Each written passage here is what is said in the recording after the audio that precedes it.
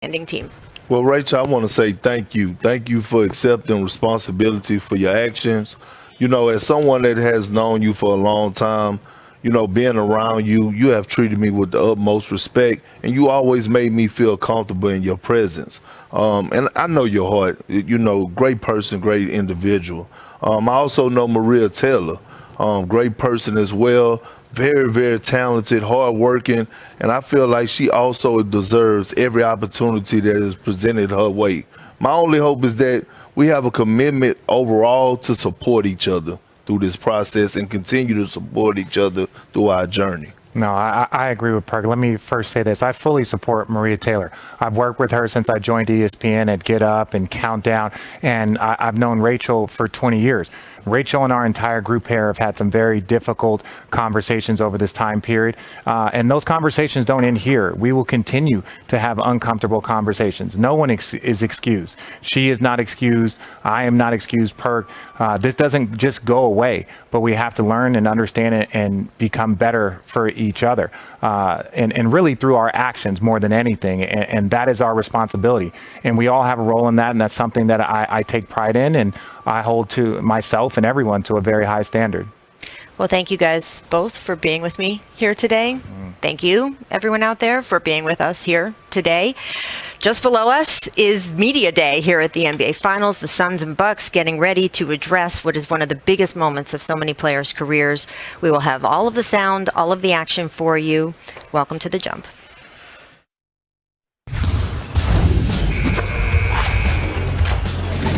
One, through that part. We are indeed live from Phoenix, Arizona, the site of NBA Finals Media Day. It's also where Game 1 of the Finals will be played tomorrow between the Suns and Bucks. Welcome to The Jump. I am indeed Rachel Nichols, joined by a couple of our NBA champs, Kendrick Perkins, Richard Jefferson. Do you think people get the two of you confused? No? Most of the time. Okay, just checking. We will have full coverage of NBA Media Day. We're going to talk all about this matchup. We might have some special guests joining us, but first I do want to talk about this series. According to Caesars Sportsbook by William Hill, the Suns opened as slight favorites to win this series. They're also listed as the favorites in Game 1 tomorrow specifically. So, Richard, you who very bravely, when the Suns were up 3-1 in the Western Conference Finals, put yourself out there and picked Phoenix. Do you agree with them being listed as the favorites in the series? Yeah, but see, you gotta give the context. I didn't just think that they were going to win the series. At that moment, I said that the Phoenix Suns were going to win it all. They're going to win the championship. Now, for the first time ever, Perk and I are going to agree on how they're going to go about it. But the difference between Perk and I is that I won't waver and I won't change as the series progresses. I believe the Suns are going to win this in 6. Well, I don't waver and I don't change. I stick to what I believe in. But look, you were just in Vegas, and this is how much I believe in the Phoenix Suns. I wish you would have told me before we got on the show that you went to Vegas, you know, yesterday and had a good time. Yeah. Because I would have told you to bet my house on it. That's how much faith I have in the Phoenix Suns right now. Yeah, for the simple fact that they're not lacking at anything, right? When you look at their depth, they have, you know, two awesome backcourt in Devin Booker and Chris Paul. They have shooting. They have a defensive identity. They have a young star in DeAndre Ayton that anchors the defense and who's everything that you want in the center position. And then when you look at their bench, Cameron Payne, Cam Johnson, Cyrus, they have a lot of depth. They play with a sense of urgency on the defensive end. They play agenda-free basketball. And when I'm watching this Suns team and looking at them having to go against the Milwaukee Bucks, who you said plenty of times, right, Richard, that they're one of the dumbest teams in the NBA. I never said it publicly, but thank you for telling everyone that I said that. Thank you. I appreciate that. I mean, you know, hey, whatever. But they are. I agree with you. Yeah. So with that being said, you're looking at the Phoenix Suns, Rachel, and they have one of the highest IQs in the game of basketball. Mm-hmm. And so they make you pay for having dumb mistakes. Well, look, I'm going to go on record saying that I don't agree with either of you about the Bucks, so we can say that. They made it to the NBA Finals with Giannis Antetokounmpo hurt. I think you got to give them credit for that. Shout out Chris Middleton, mainly because Kevin Durant's feet are too big, but we'll talk about that another time. But also, certainly the Suns are coming into this as the favorites, and one of the reasons is the man you are about to hear from. We're going to go down to the floor where Media Day is happening. Our Dave McMenamin is with DeAndre Ayton. All right, wonderful. Thanks, guys. DeAndre, 22-year-old kid from the Bahamas. What's the significance to make the finals at this stage of your career? I'd say one word: consistency. Coming out the bubble, I finally learned the true meaning of professionalism, and I just stuck with it. It's a thing that's leading the wins, and why not? And, it came with the whole team sticking together and just being on each other and doing the right thing. No one's questioning your professionalism. We've seen it throughout these playoffs, but you also have fun with the game and with all the entrapments around the game.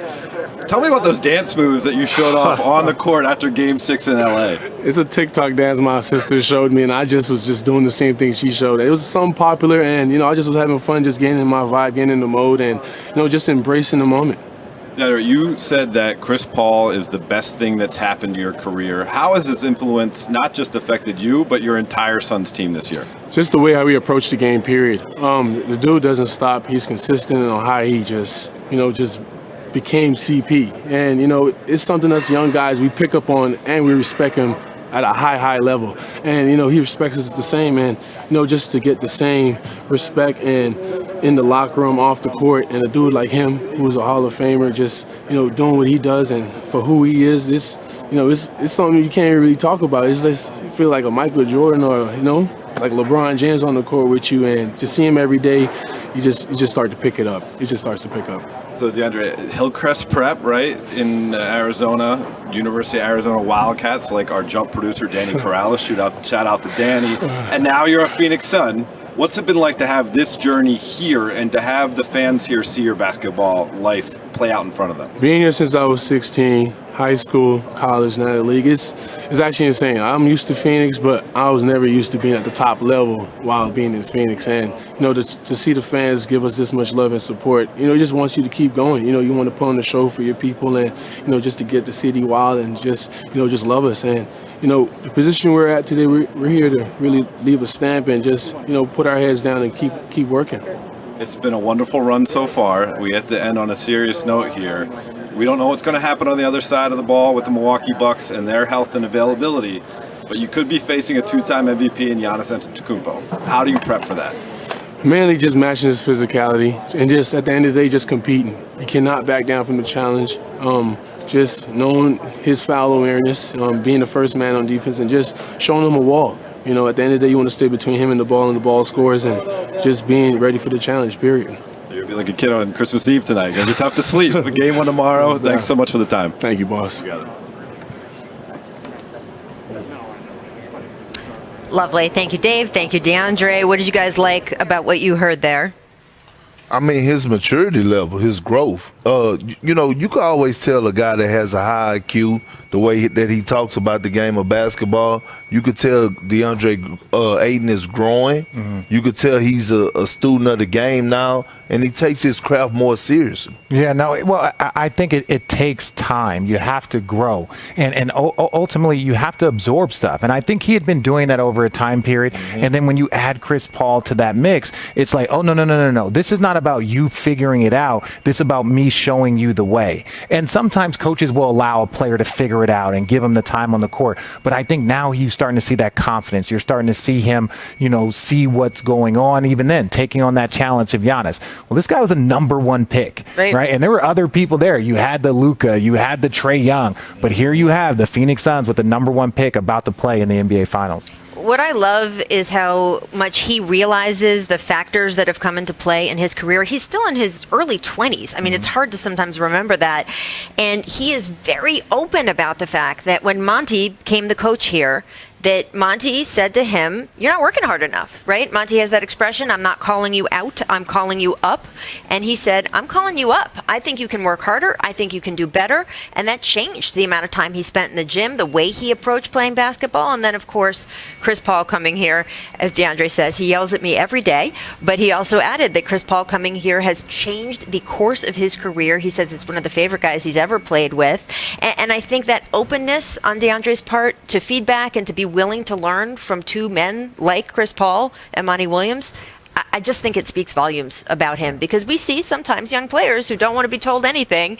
And here is a guy who has taken in the expertise of the people around him and he's in the NBA Finals in part because of it. You can't be coddled to greatness. So all these parents, all these coaches that want to coddle, they're great players and they don't want to push them. It's like, well, you're not helping them become great. Right. And there's one thing that I think everyone on this panel and everyone in the NBA knows: Chris Paul does not coddle. Yes. Chris Paul does not coddle. Well, speaking of Chris Paul, he was just speaking, and he talked a little bit about why things just feel different in the NBA Finals. Take a listen.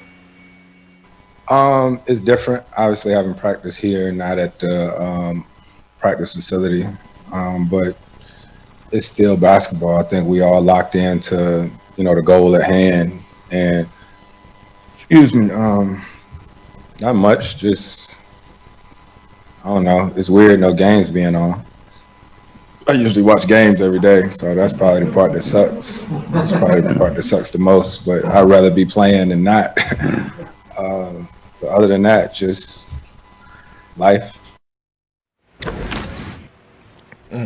Pretty fun to see someone who has spent 16 years waiting for this moment, have it wash over him, that he is here. What does it say about Chris Paul that he has finally broken through the thing that everyone, Kendrick, held him accountable for? Well, he's never reached the finals.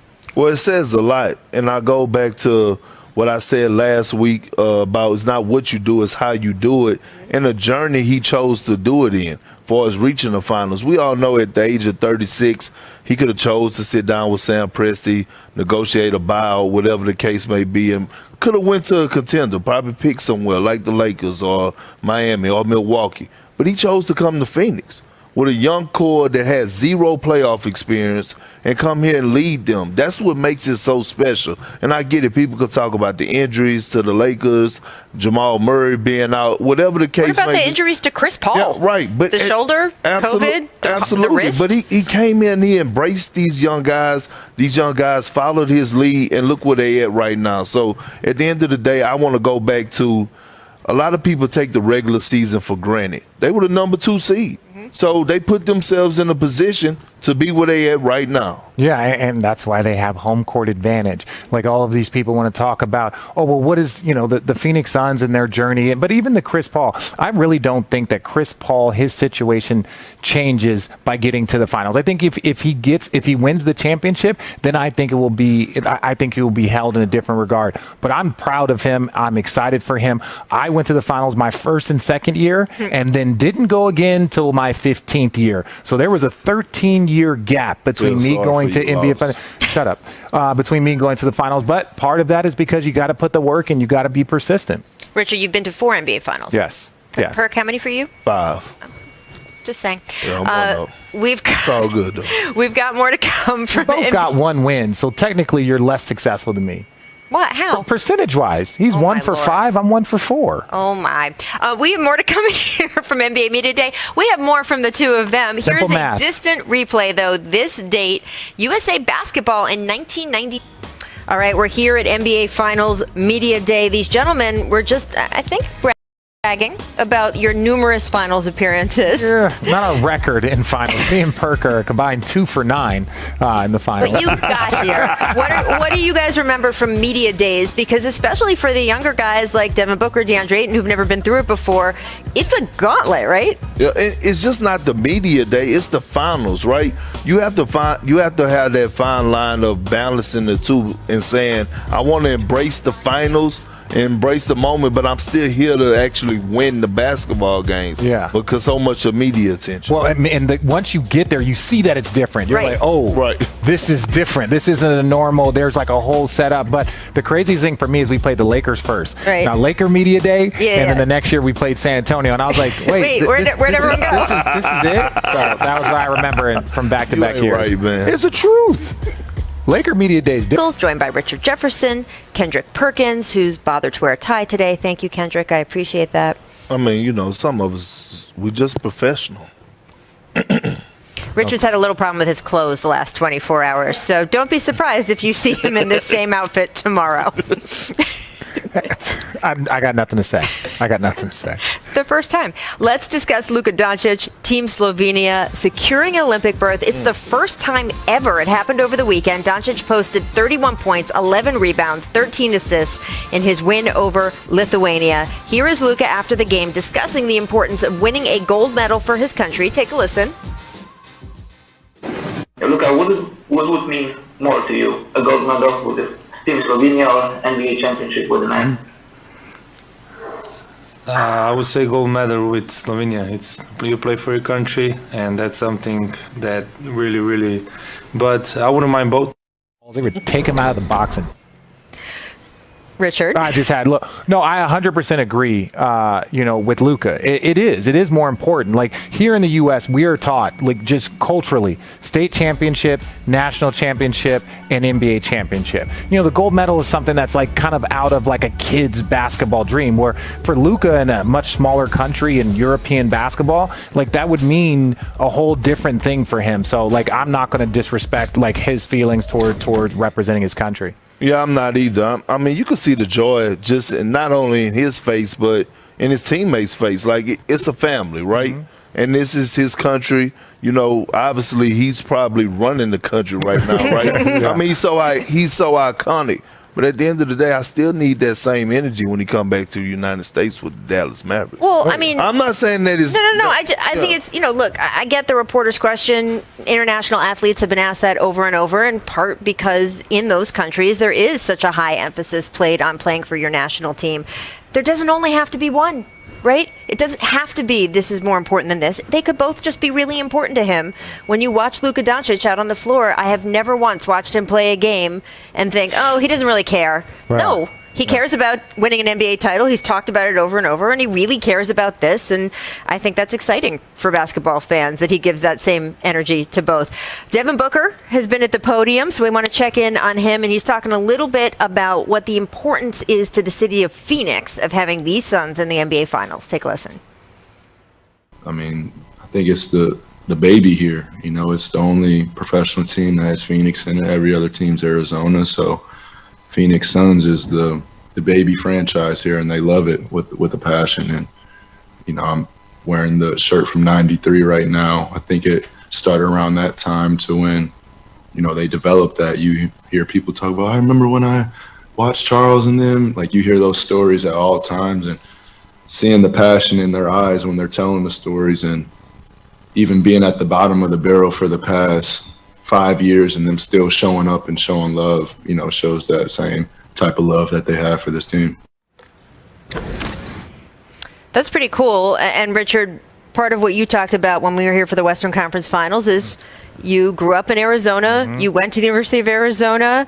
We're going to go visit later today. Your high school, right? Are you excited about that, Perk? Well, this is what I want to say. You can speak to this. Let me echo everything that he said. In 1993, I was 13 years old, and I was watching that team, and I would go out to the park, and I would do all of those things that you would see Kevin Johnson and Charles Barkley and Dan Marley. I would try and do. At that point in time, I was probably still more athletic than some of them. But like when you talk about the connection to the town, like my son, my youngest son is named Phoenix, right? So it's like there is a serious connection to this town, to this team. And so it makes it even more special. And I'm so glad that Devin Booker has been a part of this journey from bad to the mountaintop. And if they can get over that mountaintop, this is a great place to be a champion. Well, you know what? I'm just proud of Devin Booker, right? And you just spoke the gospel for once. But I'm proud of Devin Booker for just sticking with it. He's never come out publicly and asked for a trade. And there's been a lot of downtimes throughout his short career, right? His short NBA career. And I think, the way he stuck with it, the way he just kept grinding and not cheating the process was what I respect about him. And he's a guy that's going to continue to get better. He gets better every single year. He's one of the most prolific scorers in the game today. I'm a guy that's big on efficiency. And when you look at Devin Booker from a two-guard aspect, I mean, the way that he scores the ball and he's scoring at a clip of 48 or 50% from the field is fun to watch. But his maturity level, again, watching him lead, watching him speak at the podium, how he's just his growth at a young age is something Yeah. Beautiful to see. And it's interesting because in the NBA, the feeling has always been you don't get to the NBA Finals on your first time through that gauntlet of the playoffs if you're one of the key players. And even as a franchise, right? I mean, we talked with Michael Jordan. Everyone saw in The Last Dance that feeling of the Bulls had to get past the Detroit Pistons. And it took a few reps at it. With you guys, Perk, there was definitely the feeling that LeBron James had to get past that Celtics dynasty and that loss that he had to you guys where we all saw him walk off the floor and take his jersey off, right, before he ended up going to Miami. The feeling is your first time through, you don't get all the way to the mountaintop. Well, guess what? These guys got to the mountaintop, and Devin Booker has showed such poise through that whole process, and it's what his coach, Monty Williams, preaches, but to see him be able to do that has been so impressive. All right, coming up, guys, we're going to get into the Bucks side of things. We're going to discuss Giannis' status. We should talk about Finals Media Day here in Phoenix. Finals game not been played here, gentlemen, since 1993. It has been a long road to Game 1 tomorrow night. Welcome indeed back to the show. I'm joined by Richard Jefferson, Kendrick Perkins, and guys, the Bucks also, it's been a long road. They are in the finals for the first time since 1974. As of right now, we don't know if two-time MVP Giannis Antetokounmpo will be ready to play in Game 1. Perk, how should the Bucks prepare for the finals with the health of their best player in question? Well, I think they got to continue to play that they're playing right now. The team that we saw in Game 5 and Game 6 of last series, player movement, ball movement, getting others involved. I thought Drew Holiday and Chris Middleton did an excellent job of being aggressive, but being aggressive to attack to get their own buckets, but when it was there making plays for others. Having Brook Lopez around the paint area, right, where he belongs. He's acting like Shaq right now, trying to dunk everything and snatching the screws out the rim.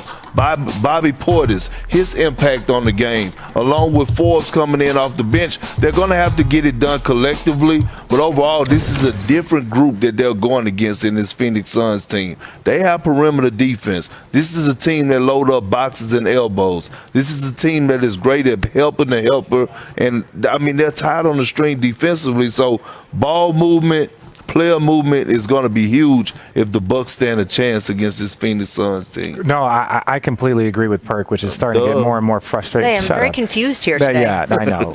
He says duh, but those are the words. That's normally what I hear coming out of his mouth every time he talks. Duh. But no. I'm going to say this. It's very eerie how similar these teams are when Giannis isn't playing. So you have a backcourt in Drew Holiday and Chris Middleton, right? Very similar to Chris Paul and Devin Booker. Then you have a big that can be dominant in Brook Lopez, very similar to what you have in DeAndre Ayton. Now, obviously, they're different, but when you look at their strong points of both teams, it's going to be matchup. Like, it's all about matchups. You got to win your matchup, and the bench has to outplay the Phoenix Suns bench. But the approach for Milwaukee is going to be very similar for the Suns. You got to have balance. You got to get a lot of people involved. You got to involve your bigs, and then you're going to need big players to step up in big moments. And I think that's what's going to be needed for both of these teams because they are so similar. Right. Yeah. And look, the official injury with Giannis, what the Bucks are listing him as, is a hyperextended left knee. Now, we had Chris Bosh on the show last week. He said he had that same injury. He would not expect Giannis to come back in these playoffs at all. But on the other hand, the Bucks for the last couple of games have listed him as doubtful, at least for the last game they did. Now, I don't know if that's gamesmanship or if there really was possibly a chance that he could have made it back out onto the court. We don't know how they're going to list him pregame tomorrow. But look, we all know how competitive Giannis Antetokounmpo is. We know that he has been, since he won his first MVP, he said, you can't really call me an MVP until I win a title, that he knows the importance of winning in the NBA. And for him not to be able to just automatically be there out on that floor with them today, it just must be so difficult. And his left leg is his takeoff leg. Just understand that. That's a little different when it's your dominant, all those Euros, all that long. When you're doing those Euros, your knee's not as stable. So that's something that how he plays can also contribute to how quickly he can come back. And it's a balance too, though, right? Because, Kendrick, we remember Kevin Durant in the NBA Finals 2 years ago where I think Kevin was putting pressure on himself to play in addition to any outside pressure. Kevin Durant wants to be there for his team. He wants to show up. He has always shown up for his teams. We know that. So he, like any athlete at that level, wanted to give it a go, and we know what happened. So I'm sure there's a little bit of trepidation there with Giannis. On the one hand, it's the NBA Finals. Giannis has worked literally his whole life to get here, but you don't want him injuring something else, right? And then possibly being out for an entire year next year. The way we saw with Kevin Durant, it's very difficult. And that's a great point. And I always say, I tell this to people time and time again, that it's hard to win an NBA championship, but don't take for granted getting to the NBA Finals. Like, you don't never know if you'll ever get back there in your career, playing on the biggest stage, being able to be a part of, the whole ABC experience, the media experience, the whole, driving from the hotel when you're on the road with the security, like all that matters. And I think, you don't want to take it for granted because you just never know what's the possibility of you getting back to there. All right. Well, look, we're going to have to wait and see what happens with Giannis. I do want to discuss what's still going on with the Atlanta Hawks, though. Coming up, guys, the Hawks have reached a deal with Nate McMillan. Trae Young says the Hawks will be back in the Eastern Conference Finals to boot. We will discuss both of those things and more right next on The Jump.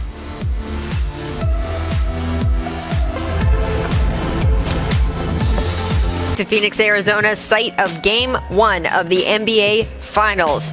Guys, your first NBA Finals experience. I always try to remind players that national anthem takes a long time. What do you remember from Game 1? Well, with me I was part of the Celtics and Lakers finals, so it was one of the greatest rivalries in sports history.